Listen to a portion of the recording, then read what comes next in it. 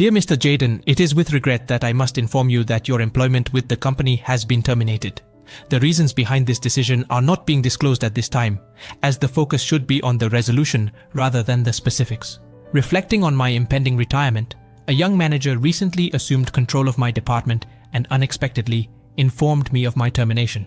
Despite my inquiry into the rationale behind this abrupt decision, he remained unwilling to provide an explanation, leaving me no choice but to accept the situation. Feeling disoriented and compelled to share the unsettling news with my wife, her surprise mirrored my own. Upon returning to the office the following day to collect my belongings, I discovered a disarray that mirrored the chaos of my sudden departure. My name is Isaac Jayden, an ordinary worker at a securities firm. Having dedicated 28 years to this company since joining at the age of 29, I found myself only a year away from retirement. In the final stages of my career, I had begun delegating responsibilities to my subordinates. However, the circumstances surrounding my termination remained shrouded in mystery. As I navigated through the unexpected twists in my professional journey, I couldn't help but wonder about the lack of transparency in the process. As the page turns towards an uncertain future, the events leading to my dismissal linger unanswered. The desire for closure and understanding persists, but for now, I am left to contemplate the abrupt conclusion of a career that spanned nearly 2 decades. Sincerely, Isaac Jayden. I welcomed the opportunity for a respite from my regular work routine, anticipating the chance to dedicate the remainder of the year to internal projects. However, this tranquility was disrupted when a new individual transferred from Tokyo to our department. The branch manager introduced me to this newcomer, and I immediately observed that he was a relatively young employee. Puzzled by the sudden arrival, I couldn't help but wonder why a new general manager had been transferred to our department. The branch manager proceeded to announce the new arrival, introducing him as Dylan, and requested that he introduce himself to the team. As Dylan spoke, he conveyed his recent assignment to our department and his promotion to manager. Despite his youth, he expressed a strong commitment to lead the team effectively, drawing inspiration from the leadership style of his father, who had previously guided the company. His introduction concluded with an optimistic statement about his eagerness to collaborate with everyone. The mention of the surname Dylan triggered a realization in me. This was the CEO's son. It became evident that he had been appointed to a unique position within the department at the young age of 27. The revelation left me contemplating the circumstances surrounding his appointment, and I couldn't help but question who had orchestrated the decision to bring him into our department. As I grappled with these thoughts, the curiosity surrounding the CEO's son and his role in our department lingered, leaving me with an unspoken inquiry about the origin of this significant decision. "Why is the document in this format? Can you enhance its readability?" I inquired. The predetermined format for this document had been established prior, and I simply adhered to the pre-existing guidelines. While I am indifferent to when these decisions were made, couldn't we consider a revision for improved clarity? My concern is not just personal. I anticipate that my father, the CEO, may also struggle with the document's complexity. Would you present such speeches directly in front of the president? In the event that I were to assume the role of president, inheriting this document, I wouldn't want to navigate through a document that is challenging to comprehend. I urge you to craft documents that capture and maintain attention, acknowledging that my father often alluded to his own role in the company during his speeches. I am aware that the newly appointed manager is the CEO's son, but his demeanor appears excessively arrogant. He routinely delegates tasks without providing adequate guidance and on occasion criticizes outcomes even when they align precisely with his instructions. Attempting to engage in meaningful conversation with him proves challenging as he frequently invokes his father's name. This reliance on familial association hampers open communication and collaborative efforts. It has come to my attention that others share this sentiment, having overheard multiple instances where he referenced his father's name. In light of these observations, I believe it is crucial to foster an environment of effective communication and collaboration. I kindly request a reconsideration of our document formats and communication practices to ensure that they are not only coherent, but also conducive to productive dialogue among team members. I had paid little attention to him, preoccupied with the impending retirement looming in that very year. "Mr. Jayden, could you please come in here for a moment? Can I assist you with something?" he inquired. "Let's talk in private in the meeting room," he added.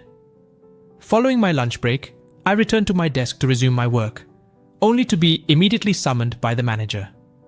Puzzled and somewhat anxious, I wondered what transgression had led to this abrupt meeting. Was it related to a new client, an issue with the previous one, or perhaps something more severe. The uncertainty loomed large as I had no inkling of the reason behind the sudden summons. "Sir, am I in any trouble? Is this about something else entirely?" I cautiously inquired upon entering the meeting room. The manager's response was elusive, assuring me it was a different matter, but providing no further details. The ambiguity persisted as I took a seat, contemplating the purpose of this unexpected summons. "Please have a seat," he said. Nervously, I complied, awaiting an explanation for the mysterious meeting. The manager, cutting straight to the point, declared, "Yes, sir. I'm going to be direct, Mr. Jayden. You're fired." Stunned by the sudden and blunt announcement of my dismissal, I found myself at a loss for words. As he spoke, the manager extended a termination letter across the table. While he proceeded, I struggled to process the abrupt end to my tenure, desperately attempting to recall the events or actions that might have led to this unexpected outcome. His words seemed to pass through me, leaving me bewildered about my fate. Summoning the courage to question the manager about the rationale behind my dismissal, I managed to vocalize my concerns.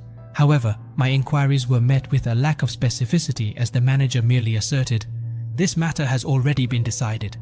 Dissatisfied with the vague response, I persisted in seeking an explanation, only to be dismissed with a curt, "It's a decision that's been made. You're retiring next year anyway, so think of it as an early retirement." Unconvinced, I asserted that I still had a year left before retirement and was physically capable of contributing as effectively as any other employee. The manager countered with an insinuation about my completion of handovers and alleged lack of engagement in external tasks, questioning my physical capability. Defending myself, I asserted, "That is not correct. In any case, the decision to terminate me has been made. Leave the rest to us young people." The sense of unfairness lingered as I protested, "Don't you know who I am, Mr. Jayden? I could even inform the CEO if I wanted to." Unmoved, the manager coldly declared, "My decision aligns with the CEO's." With that, he left the room, leaving me in a state of daze, uncertain about the next steps to take after this unexpected turn of events. The abruptness and lack of clarity surrounding my dismissal left me grappling with the aftermath, searching for direction in the wake of an uncertain future. I found myself compelled to return home, rendered speechless by the unexpected turn of events. As I navigated the journey home, my mind raced with the weight of what I needed to convey to my wife. The looming question of how to share this news without causing undue worry hung heavy in my thoughts. Upon reaching home, I was greeted with warmth and the enticing aroma of dinner. "I'm home, welcome home, I've made dinner, I'll get changed and be there right away," my wife cheerfully announced. Torn between the desire to shield her from distress and the need for transparency, I decided to broach the topic of my termination during dinner. "I have something important to tell you," I began cautiously, aware that my wife had sensed my subdued demeanor earlier. "Does it have anything to do with you feeling down when you got home today?" she inquired perceptively. Unable to meet her gaze, I admitted, "Yes, I've been laid off from my job."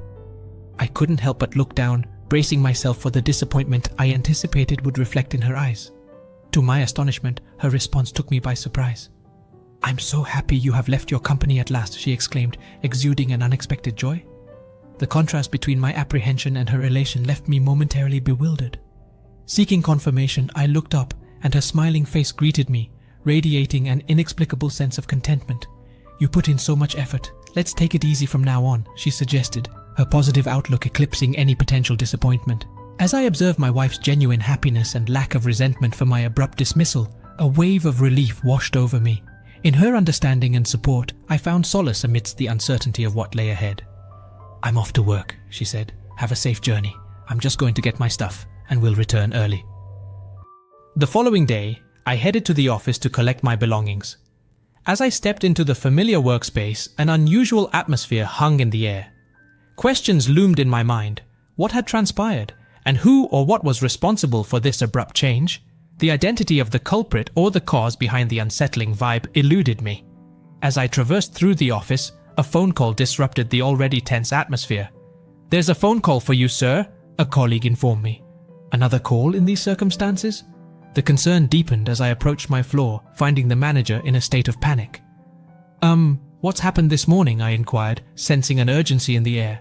The manager, visibly distressed, shared the unsettling news.